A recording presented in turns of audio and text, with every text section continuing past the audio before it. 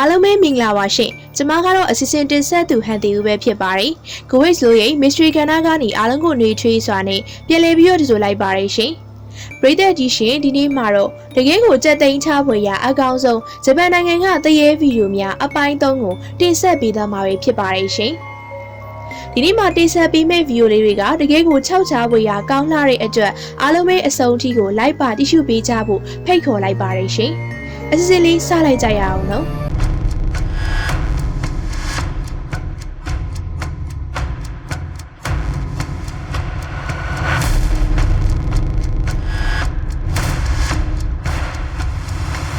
ဒီဗီဒီယိုလေးကိုမစခင်ဗီဒီယိုရဲ့အောက်မှာရှိတဲ့ subscribe နဲ့ notification bell လေးကိုနှိပ်ပေးကြပါဦးရှင်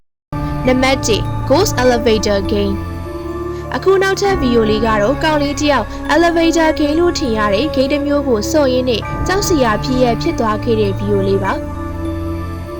ဒီယိုလေးရဲ့အစမှာတော့ဒီကောင်လေးက game ရဲ့စီးမြင်တွေကိုကင်မရာကိုပြသနေရပဲဖြစ်ပါတယ်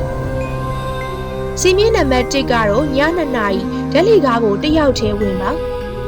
နံပါတ်2ကတော့ဓာတ်လီကားကိုတစ်ယောက်တည်းဝင်ပြီးတော့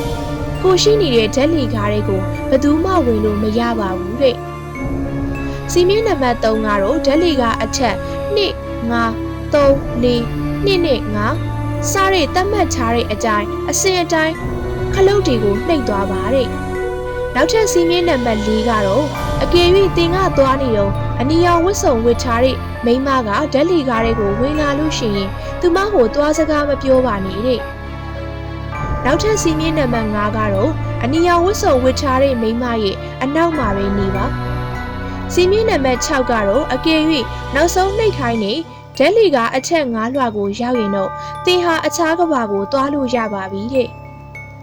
အခုဆိုရင်တော့အဲ့ဒီကောင်လေးကဒီဂိမ်းကိုကစားဖို့အတွက်မိန်းမတစ်ယောက်ကိုယ့်ကိုယ်တက်တည်ခဲ့တဲ့အဆောက်အုံရဲ့ဓာတ်လီကားတွေကိုစော့ဖို့အတွက်ဝင်သွားပါပြီဘလို့ထိတ်လန့်စရာတွေကြုံရမလဲဆက်ကြည့်လိုက်ကြရအောင်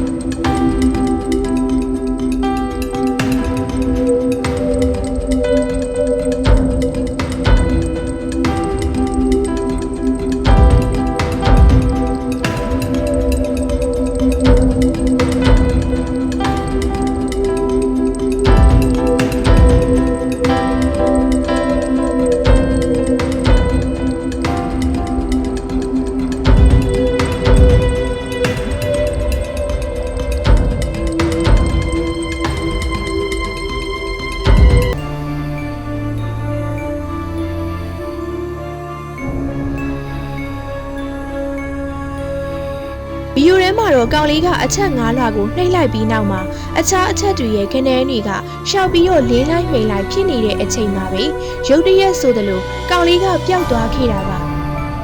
ပြီးတော့နောက်ဆုံး9လွှာရောက်တော့လေအငွေ့တွေနဲ့ပြည့်နေတဲ့အမှောင်ထဲမှာအနီရောင်ဝတ်စုံဝတ်ချားတဲ့မိန်းမကြီးတစ်ယောက်ရက်နေခဲ့ပြန်ပါတယ်တော်တော်ကိုကြောချမ်းစရာကောင်းတဲ့ဗီဒီယိုပါသူကတကယ်ပဲအခြားလောကတစ်ခုကိုရောက်သွားပြီလားပရိသတ်တို့အနေနဲ့ကိုထင်တာလေးကိုအောက်ကကွန်မန့်မှာဝင်ရောက်ပြီးတော့ဆွေးနွေးပေးခဲ့ပါအောင်နော်နံပါတ်2 Ghost Hands အခုဗီဒီယိုထဲမှာတော့ဖိုတိုဂရာဖာတစ်ယောက်ကသူရိုက်ခဲ့တဲ့ဓာတ်ပုံတွေထဲမှာထူးထူးဆန်းဆန်းပဲတရေမျက်နှာလိုမျိုးအရာပါနေခဲ့တာကိုအဖွဲ့ဝင်တွေကိုရှင်းပြနေခဲ့တာပါခြောက်ချားစီဟာအကောင်းဆုံးကိုကြုံရတာကတော့နောက်ထပ်ဗီဒီယိုတစ်ခုထဲမှာမှကြုံရတာပါဟုတ်ကဲ့ပါဒီဗီဒီယိုလေးထဲမှာတော့ကုမ္ပဏီတစ်ခုကလူတစ်ယောက်ကခုနကတရေမျက်နှာပါတယ်ဆိုတဲ့ဓာတ်ပုံကိုအသေးစိတ်စုံစမ်းရအောင်ဆိုပြီးတော့တရေမျက်နှာကိုခက်ကြီးကြီးမြင်ရဖို့ print ထုတ်ကြည့်ခဲ့ပါတယ်အဲဒီလိုထုတ်လိုက်တဲ့အခါမှာတော့ထူးဆန်းစွာပဲခုနကဓာတ်ပုံတွေကအတိုင်းထွက်မလာဘဲနဲ့တစ်ခုလုံးအမဲရောင်ကြီးဖြစ်နေတဲ့စာရွက်တွေသာထွက်လာခဲ့ပါတယ်ဘယ်နှကြိမ်ထုတ်ကြည့်အဲ့ဒီအတိုင်းမှာပဲအဲ့လိုနဲ့သူကဘီနာကတယောက်ကိုဒီတစ်ခါနောက်ဆုံးအကြိမ်ထုတ်ကြည့်လိုက်မယ်ကွာလို့ဆိုပြီးတော့ထုတ်လိုက်တဲ့အခါမှာတော့စာရွက်တစ်ခုလုံးသွေးရောင်လက်ရတွေကြီးပဲထွက်လာခဲ့ပါတယ်これだがこれやばいし高かったよအဲ့လိုဖြစ်သွားတော့သူတို့လည်းမဖြစ်ဘူးတော်တော်ဆိုးတာပဲကြည်ရတာဒီဓာတ်ပုံကအန္တရာယ်ရှိနိုင်နေငါတို့ရက်လိုက်သိပြီလို့တယောက်နဲ့တယောက်ပြောလိုက်ပါတယ်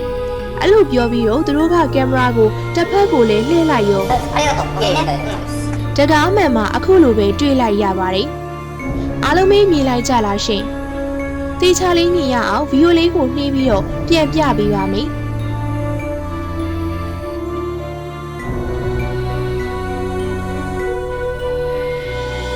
တော်တော်လေးအံ့ဩမှုကောင်းပြီးတော့စက်သိမ်းထစီရပါရှင်တရေမတယောက်ကသူ့ရဲ့သွေးရောင်လက်တွေနဲ့မှန်ကိုလာထိတာပါ